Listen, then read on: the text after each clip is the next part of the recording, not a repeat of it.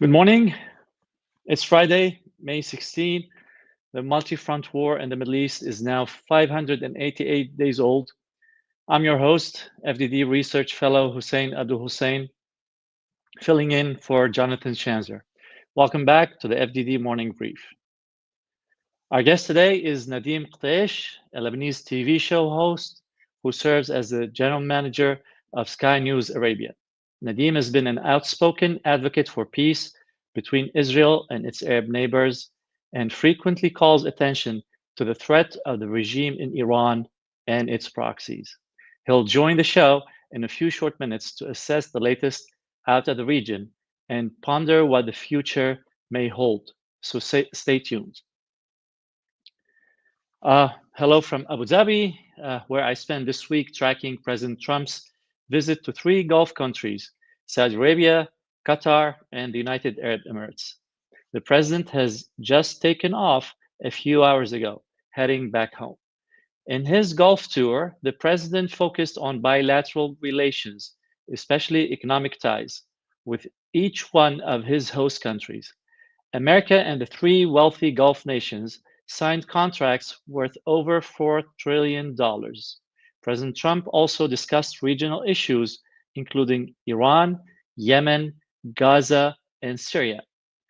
In Riyadh, President Trump attended a Gulf Cooperation Council (GCC) summit, which saw the participation of the heads of state of the 3 other GCC nations, Bahrain, Kuwait, and Oman.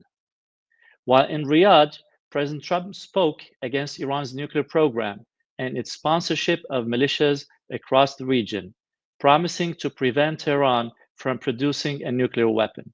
He reiterated his peace through strength policy, suggesting that while his administration pursues peace talks with Iran, the military option remains on the table.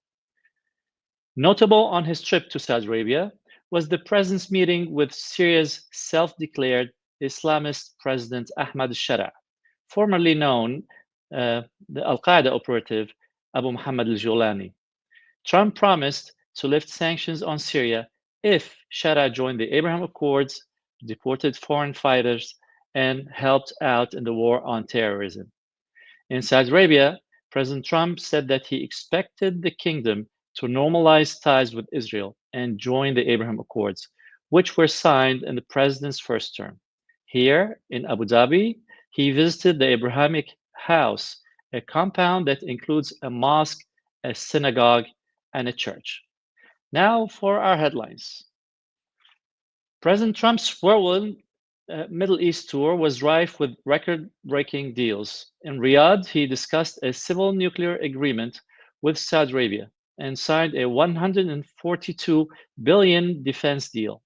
In Abu Dhabi, the red carpet rolled out for a state dinner at the presidential palace, but the real action came behind closed doors.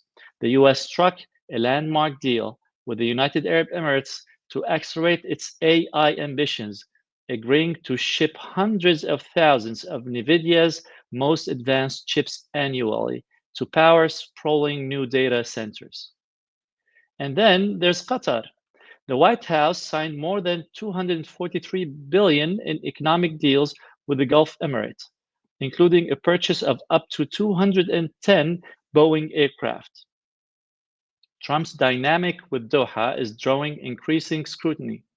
As my colleague Natalie Ikanau reported in the last episode, his plan to accept a luxury Qatari jet as the next Air Force One is raising questions about propriety, national security, and influence. Behind the scenes, Trump also reportedly asked Qatari Emir Sheikh Tamim Al Thani for help with the Iran situation, effectively enlisting one anti-Western terror-linked regime to mediate with another. Our second headline, speaking of Iran, Congressional Republicans have reiterated their support for full Iranian nuclear dismantlement. Letters signed by 52 Senate and 177 House Republicans underscore the imperative for the United States to hold firm on the full dismantlement of Tehran's nuclear program, including an absolute halt to uranium enrichment. This comes as U.S. Special Envoy to the Middle East, Steve Witkoff, reportedly presented Tehran with a written nuclear deal proposal, the first of its kind in these negotiations. According to Axios, Iranian Foreign Minister Abbas Araghchi has submitted the offer to Supreme Leader Ali Khamenei and other senior officials for review ahead of a formal response. The question of uranium enrichment has sparked conflicting statements from administration officials, prompting the congressional letters. At FDD, we echo this stance. When it comes to the regime in Iran, the United States must hold firm on full, unequivocal nuclear dismantlement and zero enrichment of uranium. On this issue, the red lines could not be clearer. Our third headline, Trump's sharp policy reversal on U.S. sanctions against Syria during his Gulf tour was coupled with a major request that Syria join the Abrahamic Accords with Israel. Reports indicate Israel has quietly held under the radar discussions with Syrian officials about this possibility, with the UAE acting as mediator. According to Israel's Channel 12, one such meeting took place in Azerbaijan. While the decision to lift sanctions has sparked concern in Jerusalem, cautious optimism also seems to be emerging, as some dare to hope a new alliance may be forming on Israel's northeast border. All right, it's time to welcome Nadim Koteich of Sky News Arabia onto the show. Let's jump in.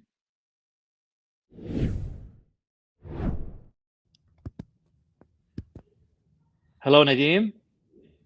Hello, Hussain. It's a pleasure to be with you, my friend. Thanks for joining me. You and I have been tracking President Trump's visit here over the past week.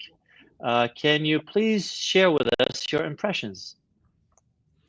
Well, Hussain, it was a visit full of deal-making and diplomatic pivots, signaling a deepening economic and security partnership, which aligns with Gulf priorities for growth and defense and aligns with the new trends being set by the White House, the Trump White House, basically. So President Trump's visit marked a significant shift in U.S. foreign policy, moving away from values-driven approach centered around promoting liberal democracy, elections, human rights, all of these ideals, towards a more transactional, interest-based strategy. I have to apologize, Hussein. You know that I have been. I know that. Thanks for joining us despite this. And I will try to make it through this interview. So his statement that the days of the U.S. dictating how Middle Eastern nations should live are over.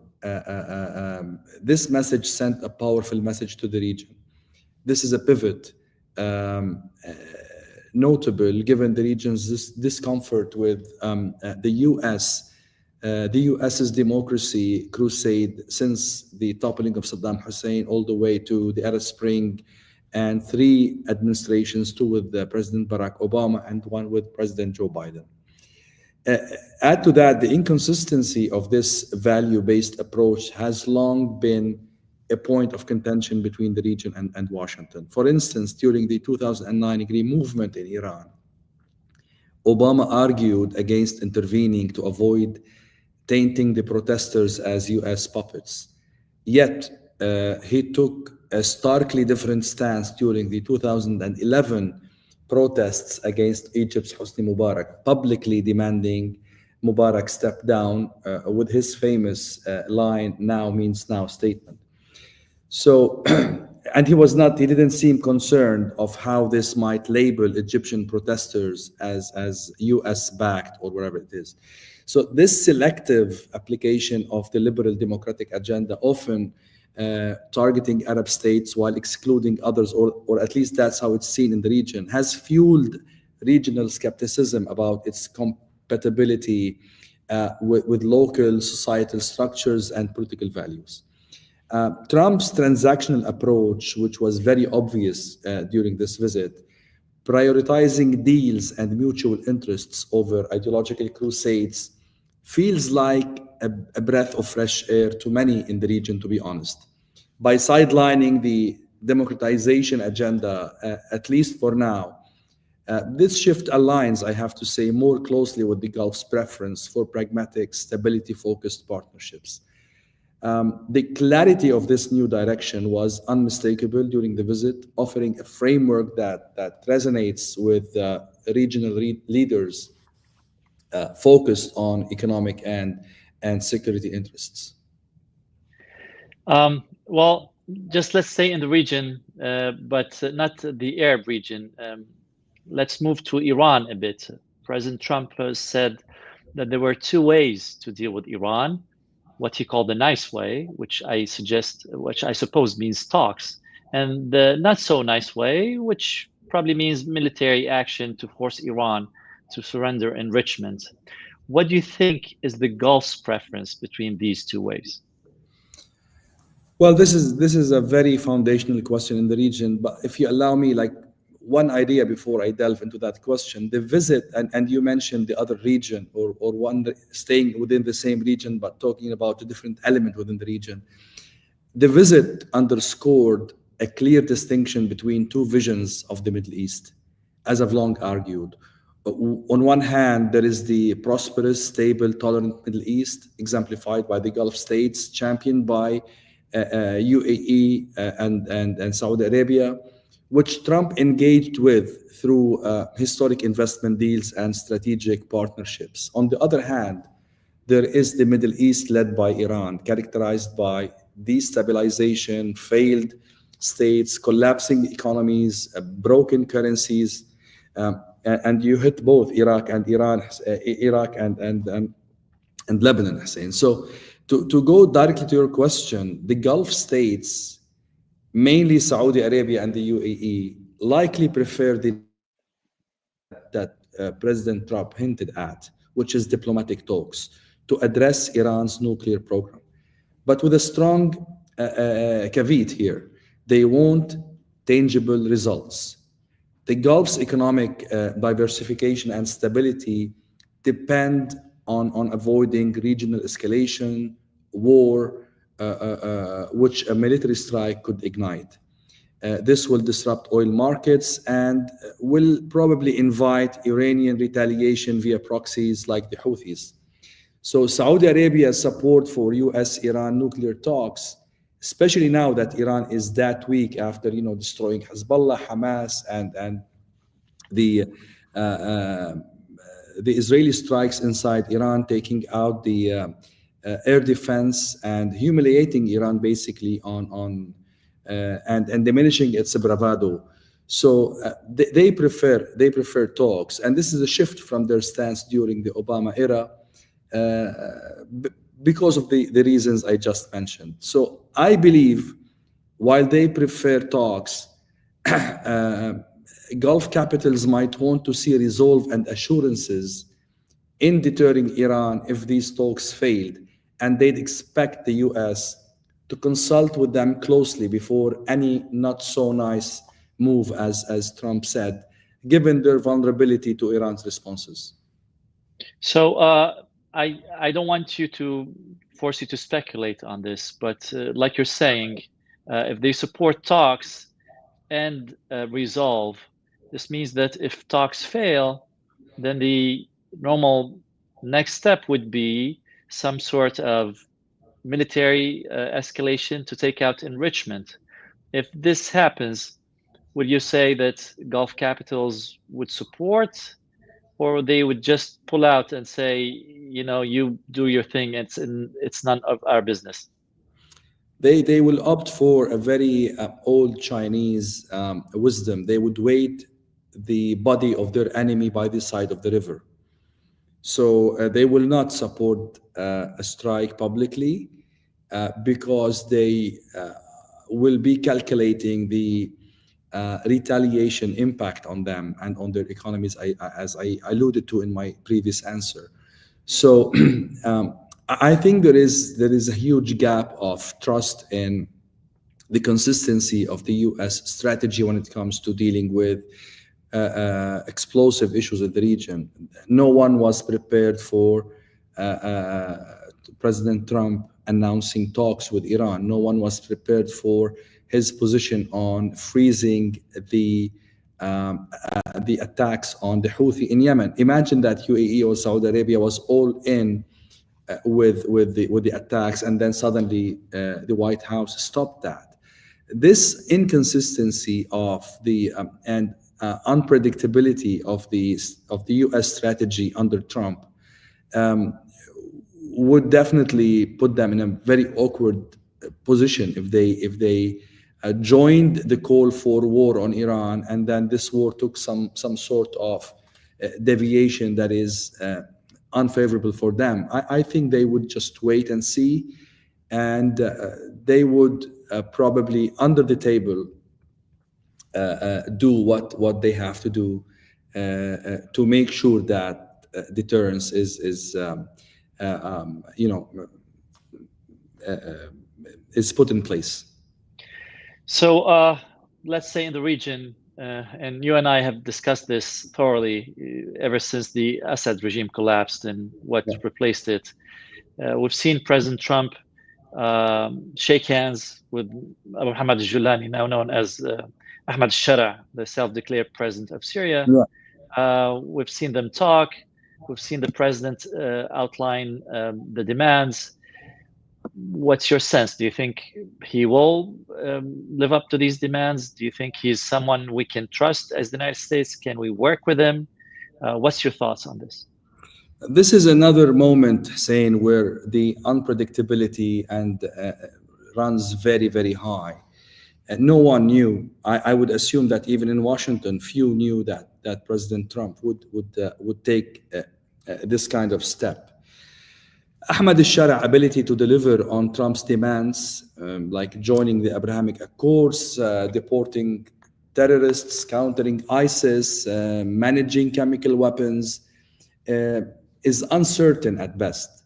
Shara, as you know, and probably some of our viewers know, is a former Al-Qaeda affiliate who turned interim president.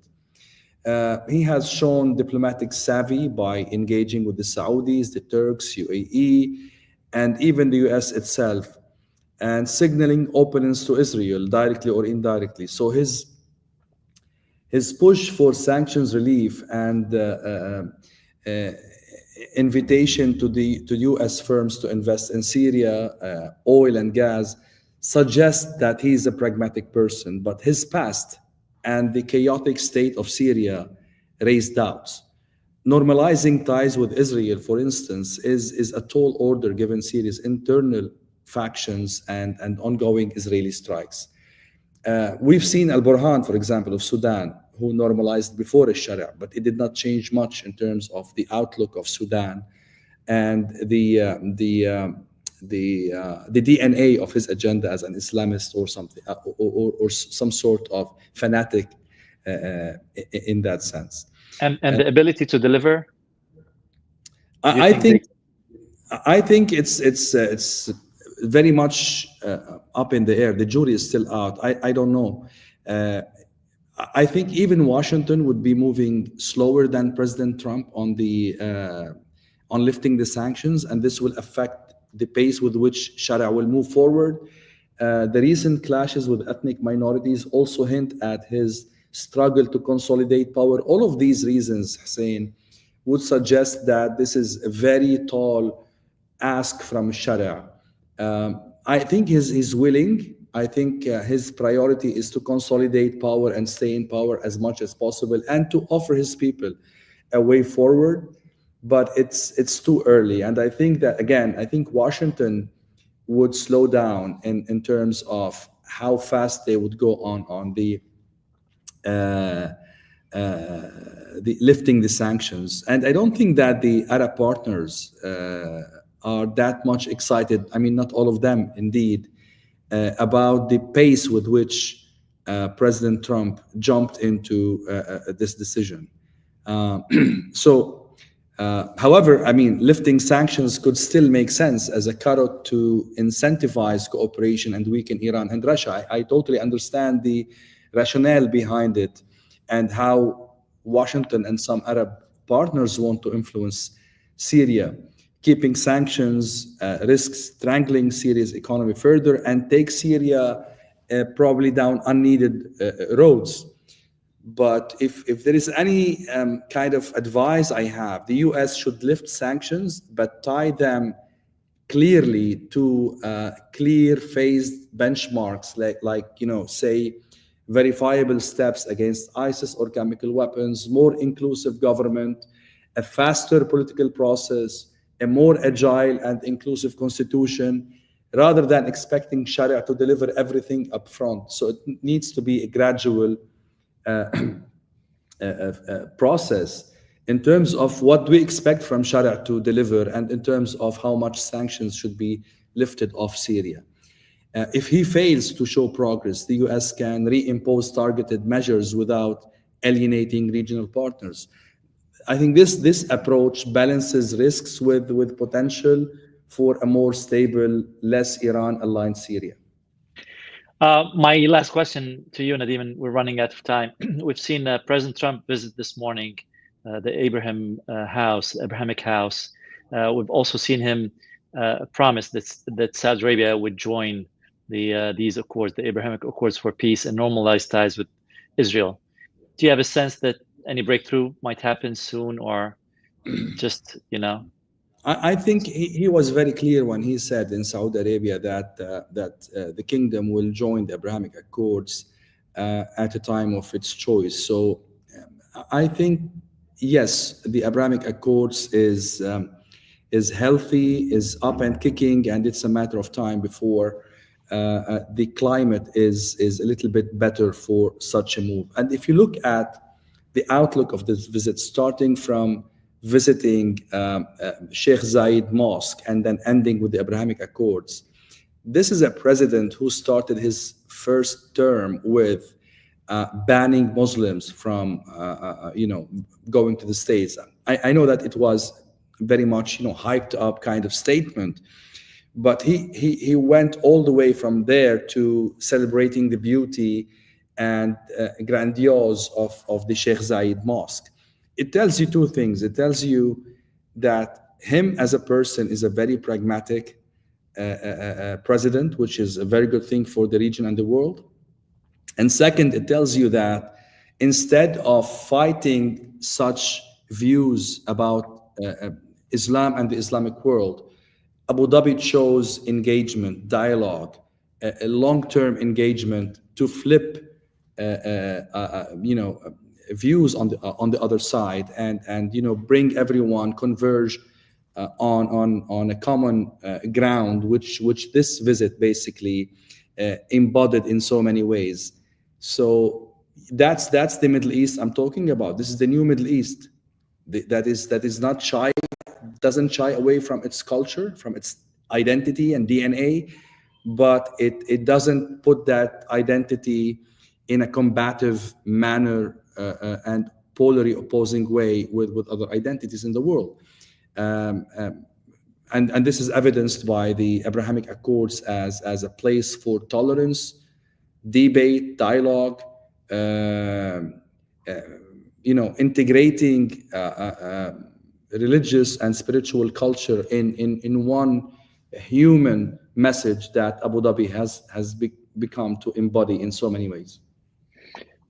Nadim Koteich, my friend, General Manager of Sky News Arabia, always a pleasure talking to you. Thank you very much for your time. Never a dull moment with you, Hussain. Thank you so much. Thank you. This is what FDD has on tap for you today. FDD's Mark Montgomery testified yesterday before the House Select Committee on China, where he outlined the steps Taiwan and the US should take together to help deter and, if needed, defeat Chinese aggression in the Taiwan Strait.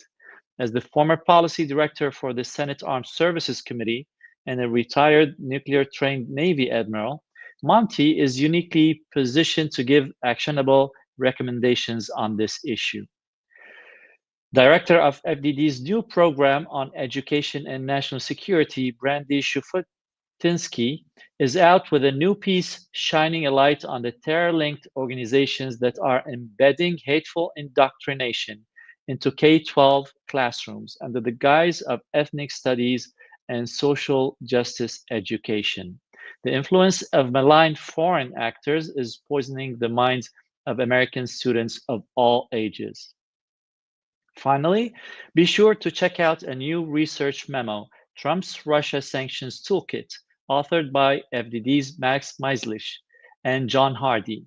It outlines how the Trump administration can leverage economic pressure to push Putin toward a Ukraine ceasefire, or, if he refuses, to significantly cripple Russia's warfighting capacity. As the administration navigates fulfilling its campaign promises on Russia and Ukraine, FDD recommends 5 key actions to take. This timely guidance is well worth reading. And that's it for today. Check out the expert analysis on the website fdd.org or take a scroll through our social media. And please do support our work with a tax-deductible donation at fdd.org/invest. Tune in Monday for another episode of the FDD Morning Brief. Your regular host, John Schanzer, will be back. Thanks for letting me host you today. I'm Hussain Abdul-Hussain, signing off for FDD.